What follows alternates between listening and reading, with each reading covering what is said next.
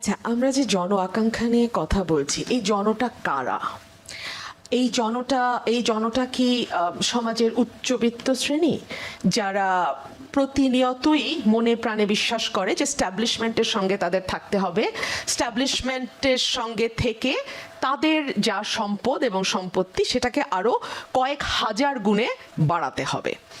এই জনটা কি মধ্যবিত্ত, যারা মনে করে যে কোনোভাবে গা বাঁচিয়ে আমি যদি চলতে পারি, আমার বাচ্চার লেখাপড়াটা মোটামুটি এনশিওর করা যায়, চিকিৎসাটা এনশিওর করা যায়, এটার জন্য আসলে ধর পাকড় বা যেটুকু যা করা দরকার, মামা খালু কেউ যদি কোনো পজিশনে থাকে তাকে ধরে আমার লাইফটা, আমি, আমার স্ত্রী, আমার সন্তানদের জীবনটা যে কোনোভাবে হোক একটা নিরাপত্তার মধ্যে নিয়ে আসতে পারলে আমি সন্তুষ্ট?